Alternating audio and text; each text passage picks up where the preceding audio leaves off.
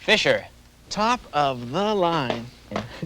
Surprise, Terrence. This is your father. I dropped by to see you. Instead, I saw what you'd done with the money we gave you and made this recording. A Fisher stereo. I did teach you to have an eye for quality. Just look at that tuner. And amplifier. Handsome unit, son. I do hope you put it to good use. Terrence, this is your mother. Hello folks, welcome back to the channel. Today we're going to look at a pair of receivers. Most specifically, we're going to be looking at this receiver mostly. Don't mind me, guys. It feels like I had almost no sleep at all last night. I got plenty of sleep, but for some reason my brain hasn't gotten that message, so yeah, this is my old Sanyo 2033 over here that I got for free, and I'm hoping to get to the bottom of what's going on with the power switch in here. But that's towards the end of the video. What we're going to look at today is this one, and we're going to try and figure out what's wrong with it today and whether or not it's worth fixing. You might remember that I bought this for 10 bucks from a thrift store in Calgary. So yeah, at that price it was worth the gamble, so we'll see if we can get it going, see what's wrong with it and whatnot. Very likely this is going to end up going to the recyclers as soon as the video's done, but we'll see. If I can get it going again, this might actually be the best option I've got for a bench test receiver. Even more than this Sanyo over here, and definitely over the Sony GX67ES, which is way too much receiver for that job. So yeah, that's the hope. We'll see what we can do about this.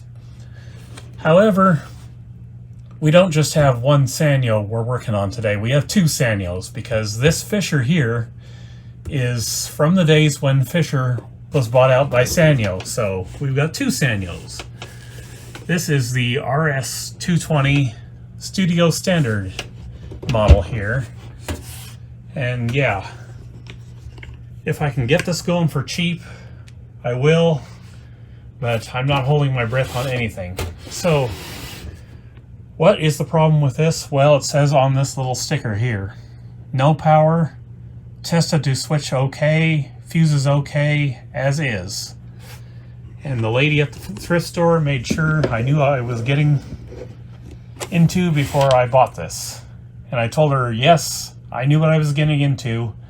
And by the way, I was doing it on purpose because it was broken. So yeah, maybe we'll see if we can figure out what's going on with this today.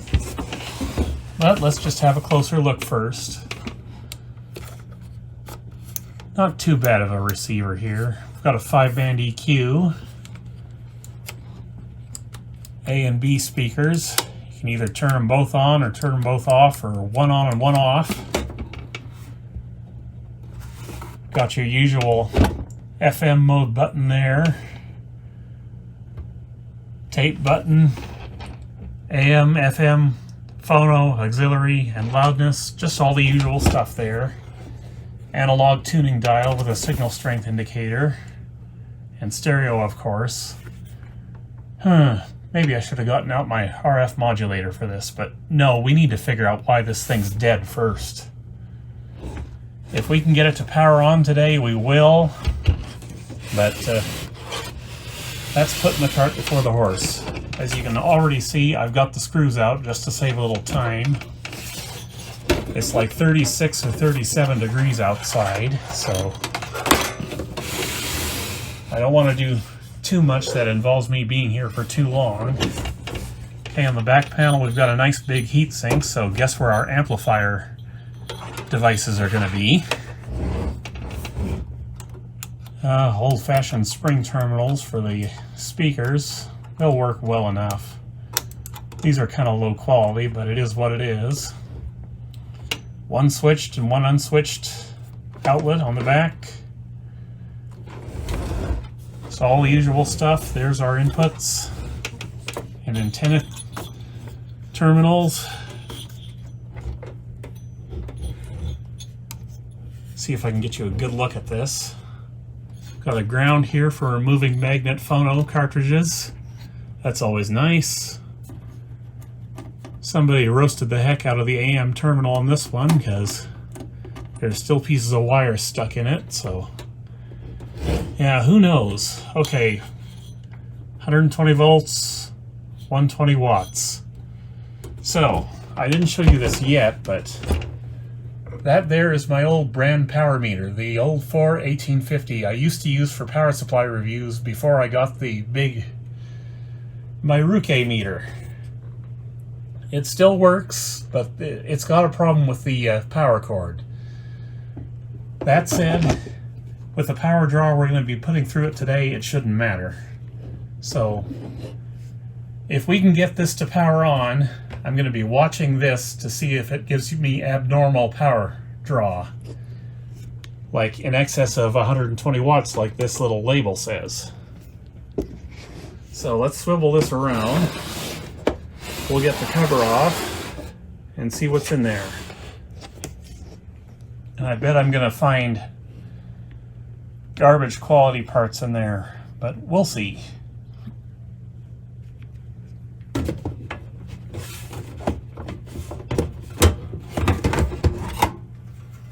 Oh, and there it is. Garbage. I am specifically talking about that. That is an old STK.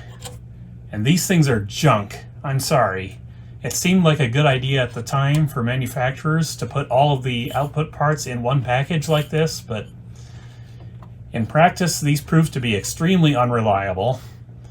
If you so much as short the speaker terminals out, these things fry, so I'm gonna almost bet money that this thing is what caused the receiver to be dead. So yeah, let's see what else we got going on in here. Got a relay there we're gonna have to check.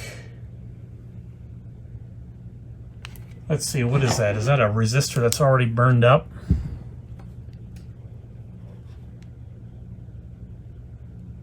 Yeah, no, just dust. I'm looking for burned up parts specifically because that's kind of important. 2 fuses there. They do both look good, but we'll have to test them with the meter when we get to that part. Here's the power supply right here. This is where I would expect to find burned up stuff, and maybe we do have something here. Maybe not. That actually looks good. That diode there, D07, that looked bad at first, but it's not bad. There's our bridge rectifier right there, this big square thing. Might have to check on that. Couple of big power resistors down in there that don't look to be bad. Got a voltage regulator there. That does not look to be bad. Or burned up, I mean.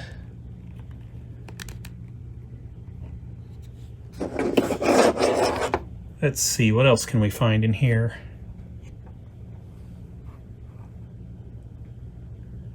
I'm kind of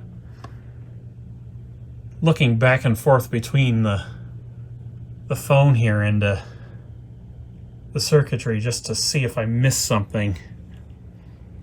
And I don't really see anything terribly obvious. I am concerned about this bridge rectifier though. I do kind of want to desolder and test on that if I can. However, I don't know if we've got an access panel under here. And no, we don't. No access panel.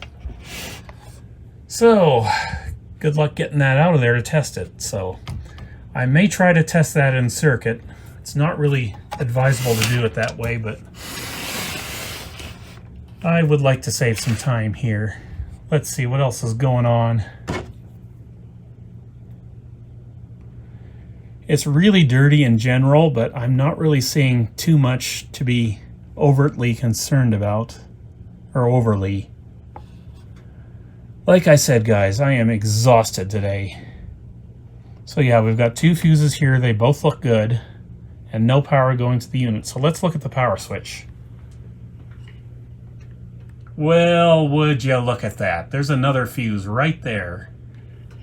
And is that wrapped with wire?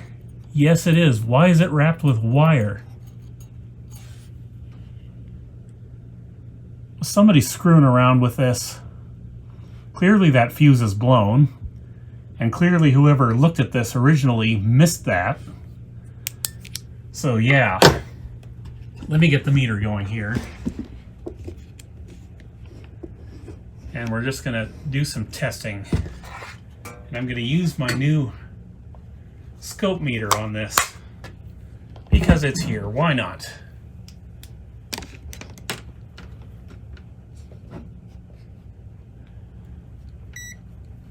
Now, how do I get to the diode checker on this thing? Well, actually, we don't need the diode checker right now, do we? Okay, we'll test some fuses. That one's good. That one's good. Now we'll get the one with the power switch. Open. Of course it is. So, let's see, what else do we need to do here? We'll get into diode checker mode, and we're going to test this bridge rectifier. Let me see if I can set this up so you can actually see what I'm doing here. This is going to be difficult because I got to get out of my chair here and just sort of hover over this thing to see it. Can I even get the probe in there to test that? I bet I can't. Nope, I can't. Fun. Let me get another set of test leads here.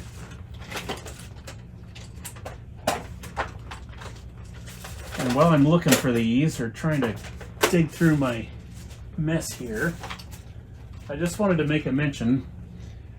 As of last week, with the Excelia tape deck, I've decided to buy another couple set of motors for that thing, and the carver. Reason being, I've done some testing on the carver now, and it appears that the carver could actually be performing a lot better than it currently is. And the reason I know that is because the Excelia is now running the carver's motor. And, well, it's performing identically in the Excelia as it did to the carver. And since we know the new motors give me better wow and flutter but poorer speed stability, that means we can get better performance out of the carver. Alright, let's see what we can get out of this. We've got to test all 4 diodes within this package. So we'll see if we can.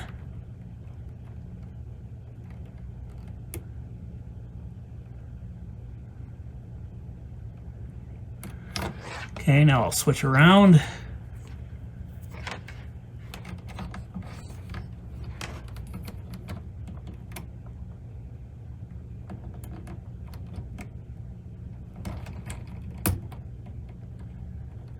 Okay, that diode looks good. I'm going to just check this other one that's closest to me because it's easiest to access. And that one's good.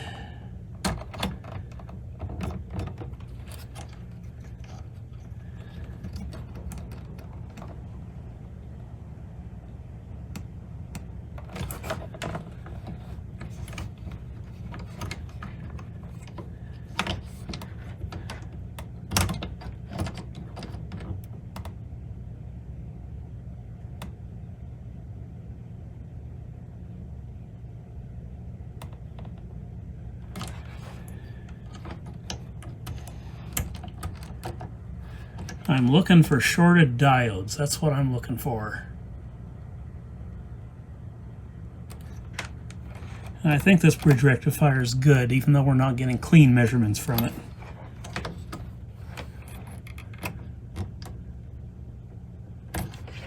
Yeah, fairly sure that's good. I'll just grab this diode here, this D07 I was worried about. If I can even get the probe down to it.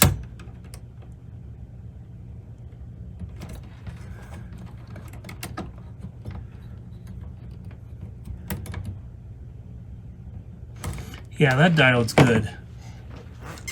So here's what we're gonna do. We are gonna just go ahead, replace that fuse by the power switch, and we're gonna see what happens. Do I even have a fuse for this thing? Let me go away for a second and I'm gonna try and find that out. See if I can find some fuses for us. Okay, so I found some fuses. I can't believe I actually did find them because it's been a long time since I've actually needed to replace a fuse in anything. But yeah, there we go. So, let's get this fuse out of here. Take a close-up look at it. Yeah, I don't know what the deal is with this fine wire wrapped around it, but that can't be good. Clearly somebody tried to bypass the fuse. And let me check. What's this value at? 1.5 amp, fast blow. I'm going to go 1.5 amp slow blow. Let's see if that works. Because that's what I got here. Alright, new fuse going in now. If nothing else, maybe I can use this power switch to fix up the other Sanyo here. And I'm going to put these fuses off to the side because we might need more than one. If this fuse blows again, I'm telling you right now, I'm going to take the STK out and we're going to try with one more fuse and we'll see what happens. I should have tested to see if this fuse was any good first. So I'm going to do that real quick. It's good. Okay, I'll shut the meter down again. And we're going to have some fun now. Just making sure the power switch is off. I'm going to plug it into the brand power meter over here. And we're just going to see if this thing powers on at all.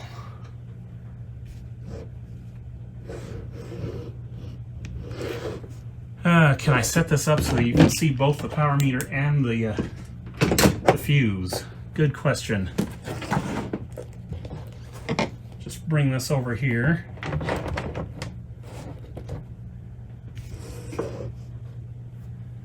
Yeah, there's one thing I don't like about this power meter, and it's the fact that there's no light in the display, so you can't really easily see what the value is.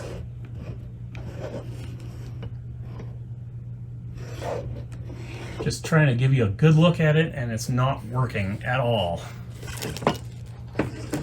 So I'm going to have to move the power meter up over where I can see it. All right, let's bring you down here. We'll see if we can get this thing to light up like a light bulb.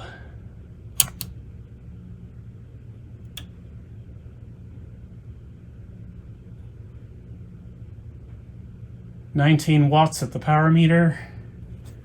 Lights on over there. I think we're getting somewhere already.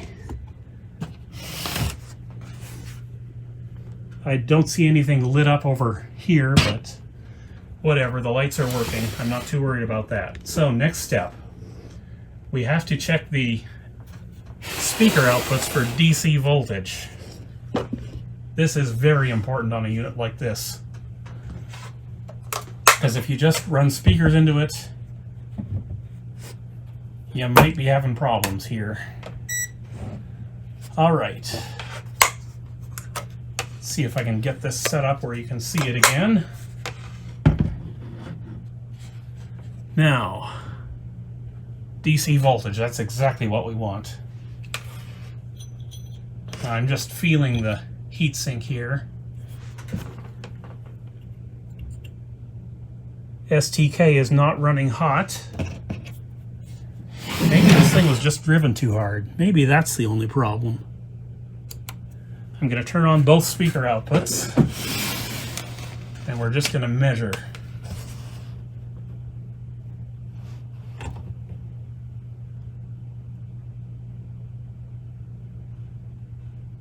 Nothing there. Nothing there. Nothing there. Nothing there. Well, that's interesting. Is the only problem with this the fact that that fuse was blown? Somebody maybe just cranking on it a little too hard? Blew up the speakers or something? This is weird. I really expected this to have more problems than this. Maybe it's good. Let me shut my meter off here.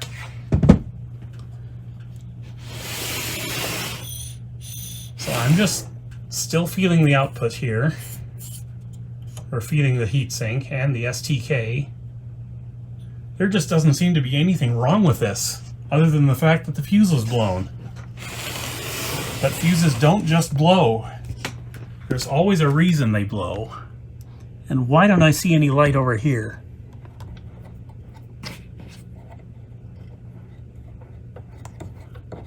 I just want to check and see this AM tuner here.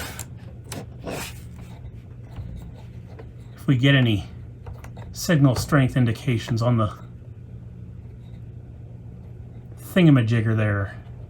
Nothing's lighting up, so maybe the AM doesn't work.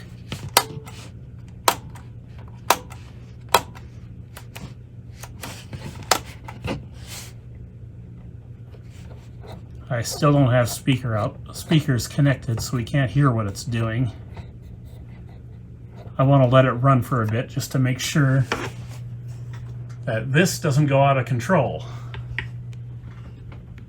before I try to put speakers on it. Let me turn off one of my lights. I want to see if the dial lights actually are coming through. I still don't see anything. Let me shut this other one off real quick. Well, no. Let's not do that. I would rather not do that. It's kind of hard to get access to that power switch. But yeah, this is weird. This thing seems to be actually working. All because some guy forgot to check the one fuse by the power switch. Just crazy. So yeah, I'm thinking what happened is somebody was cranking on this too hard. It blew the fuse, and rather than just fix the fuse or replace the fuse, they went ahead and wrapped this little strand of a wire around the fuse so it would work again. And one thing led to another, and suddenly they fried that little piece of wire or something, or it pulled away or something. I don't know. But yeah, clearly it is working. Clearly it's not drawing enough power to fry that fuse. It's not even glowing. And obviously it wouldn't if we're only getting like 18 watts or 19 watts up there. So yeah, this thing might be good. Might not be a dang thing wrong with this. So, yeah, what to do now? Well, I'm gonna have to run speakers on this thing, I'm sure. And obviously I'm not going to use the expensive DCMs because, well, there's only one receiver in the house I'm running with those speakers, and it's the Sony ES. So I'm going to turn this around now that it's been running a little bit. And we're just going to check the speaker outputs again.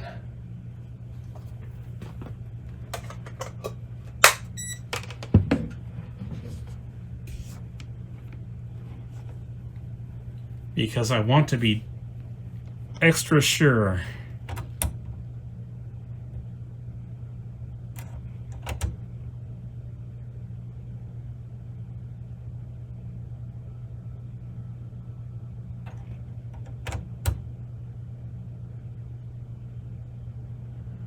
Well, there might actually be a little problem here.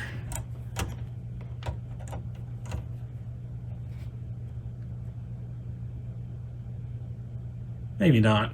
I don't know. Thought for a second this was registering some DC voltage, but it's not. It's fine.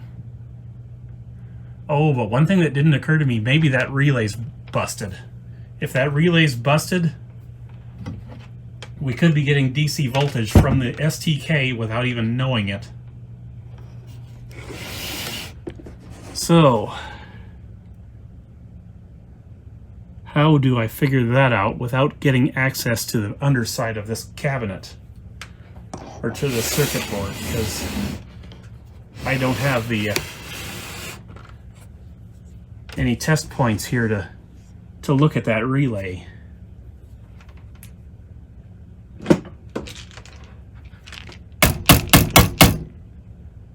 Gonna do that real quick, and then we'll remeasure the speaker outputs, just in case we jogged something into connecting or conducting. I know you can't see the meter, but bear with me.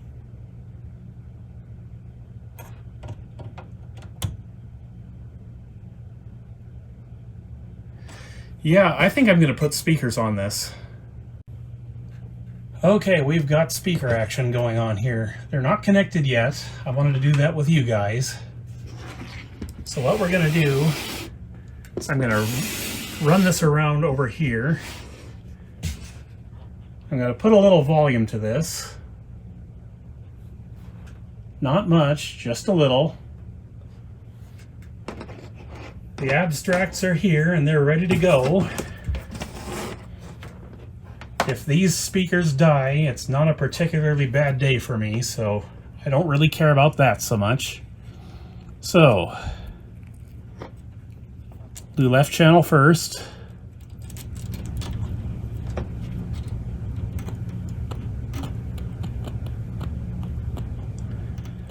I'm just sort of tapping the wire in and out to see what we got here.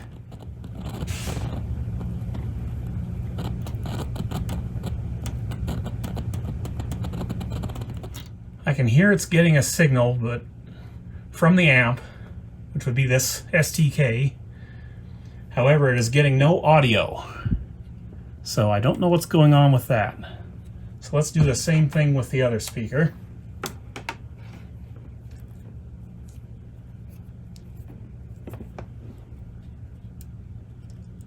I'll toss the negative right in there, and then I'll do the same tapping thing with the positive.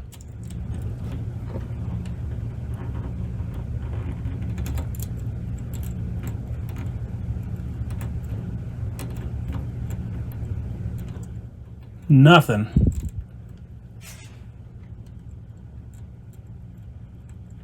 Not a thing from the right channel. So let me take the positive from that speaker and we'll go into the left channel.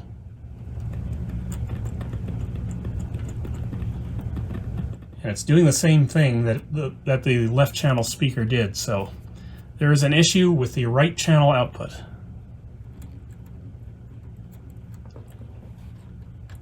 So what I'm going to do is I'm going to disconnect the right channel and I'm going to connect the left channel, and we're going to see if we can get any audio out of this thing at all. I bet the STK is blown. I will just bet money on it at this point. So let's see what we can do here.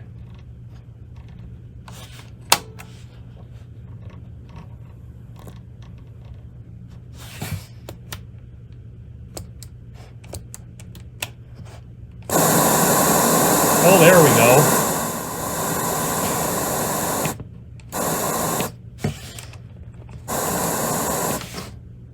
Now Now, why does it give me the FM tuner in mono but not stereo? That's odd.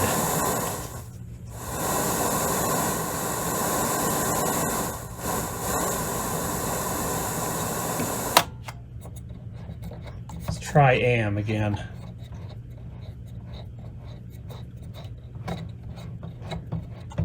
The rest of this is going to be hard to diagnose without a service manual, so I don't know if that'll work out very well. However, I do not need the tuner, so I'm kind of inclined to just leave the tuner broken. Tuners are not my specialty at all. They're not even close to my specialty. I am not trained in diagnosing tuners at all. But clearly something's going on here.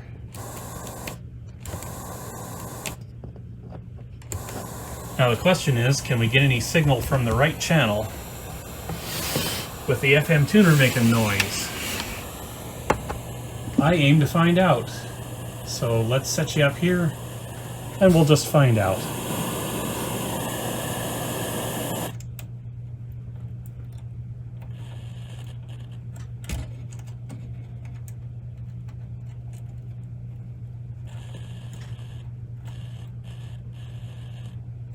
Oh, there is actually something there.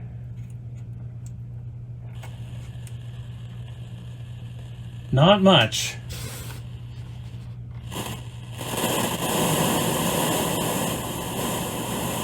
Okay, that actually does work. The right channel is fine, guys. I'm going to connect both channels. They're going to be on the wrong side of things, but whatever.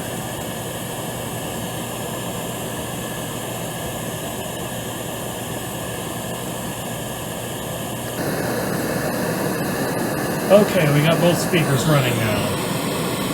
And making noise, so the STK is fine. At least I think it's fine.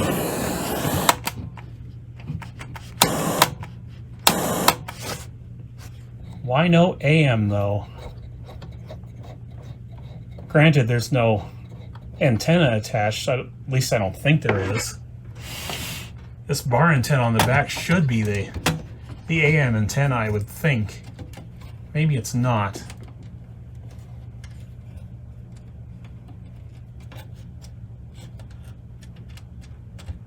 I'm just touching the tuner terminals in the back here just to turn myself into the antenna, but it doesn't seem to be doing anything here.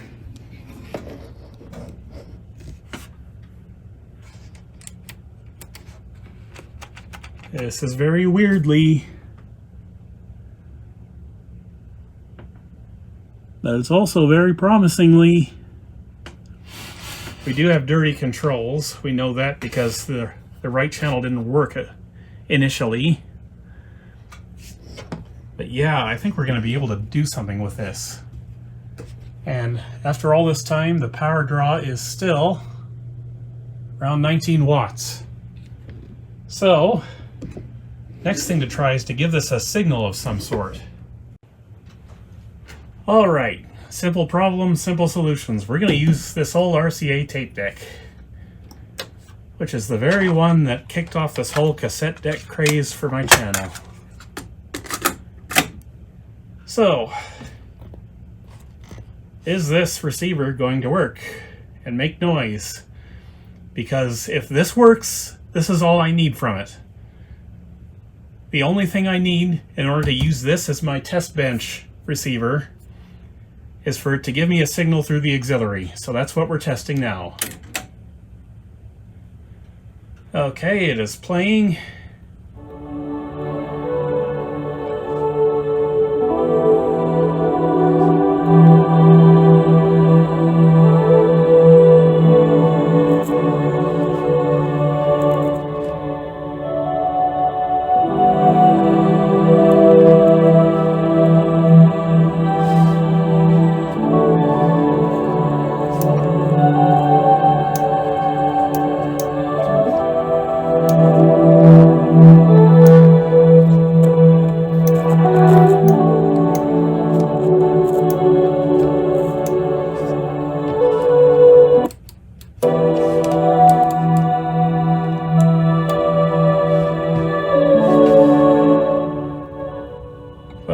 have it, guys.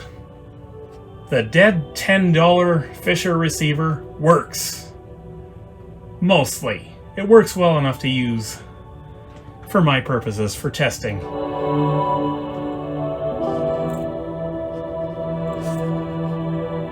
And it's still only sitting there drawing only 18 to 19 watts. I am very happy with this.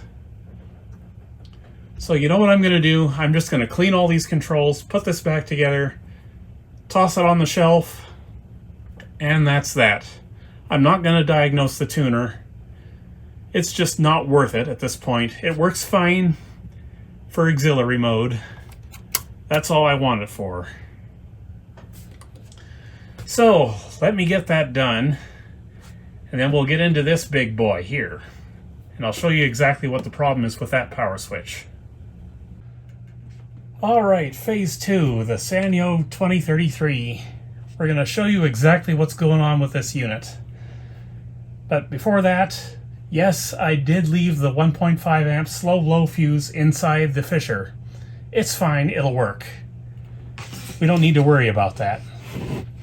But what we do need to worry about is what's going on with this. I just hope I can find a power switch for this, because I'm about to show you exactly what's going on with this. And I've got the light turned off for a reason. If there's arcing, we want to be able to see it.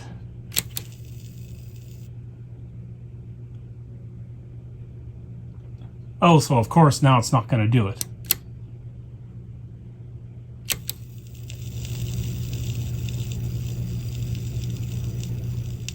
Oh, I hear the arcing. Where is it happening? It's not happening from the power switch. We've got another issue.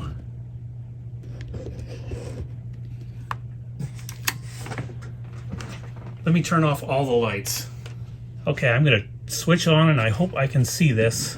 Sorry you guys are in the dark.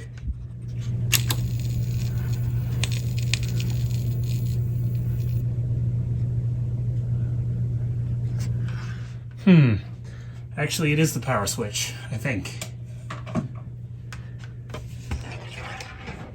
It's just I couldn't tell exactly where that sound was coming from initially. Let me find my flashlight here, which was right in front of you, but not in front of me.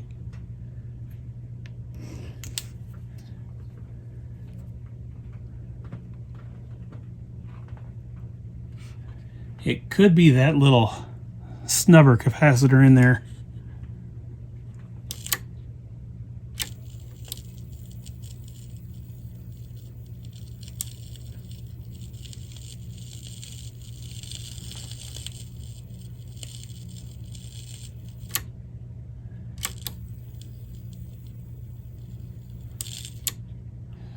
Seems like it happens more if I hold the power button in. So it's the power switch.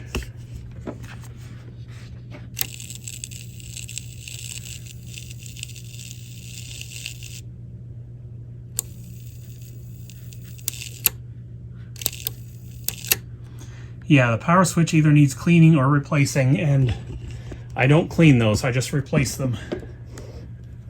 Or I permanently short them on so that they're always on, which may be the ending result for this, because I don't know where I'd find that power switch, but I need to try and write that number down and see if I can find something.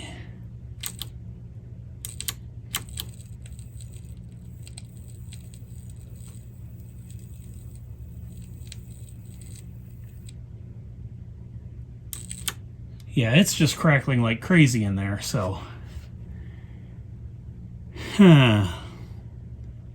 It still could be that capacitor down in there. I've known them either one to fail. Question is, how would I get in there to access that? Most likely I've got to take the faceplate off again, but I kind of want to do that anyway because these controls all need to be relubricated again. I used the old stuff on them. It didn't get quite clean enough, so I got to go back in with this stuff. Alright folks, as it turns out, we are actually able to get this power switch assembly out without messing with the faceplate at all. What you've got to do is you've got to loosen up the main power transformer and just move it a little bit backwards, and then you'll be able to work your way, or work this thing out the top here. It's not real easy, but I managed to do it. So let me plug it back in, and we're going to take a look one more time to see what's going on. I've got a couple of layers of masking tape there. I'm sure that's real safe. But yeah, this is the capacitor I was talking about. What it's here to do is it's here to make sure that there are no sparks or anything inside the power switch, but if it's failed, it could be causing this over time. So let's see what happens.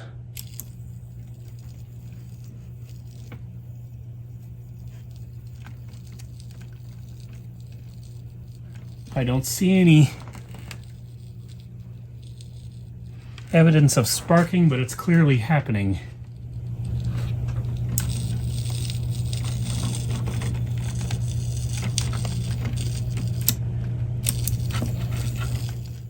And I can tell you right now that is inside the power switch. So yeah, what really needs to be done is this needs to be replaced, and so does the power switch, but I don't know if I'm going to find a power switch for this thing, so not exactly sure what I'm going to do here. But I'm in here, so I'm going to write down the part numbers, and we're going to see if there's anything I can do for this, because I'd like to give this receiver away now. It's not doing any good sitting up on the shelf like it is. So yeah, I guess that's going to be it for today. I cannot believe that Fisher, all that was wrong with it was a blown fuse. But sometimes that's how it goes, and those are the good days when it comes to electronics. So anyway, I guess that's going to be it for today. See you next time, guys. Take care of yourselves and others, and whatever else you want to take care of. Bye-bye.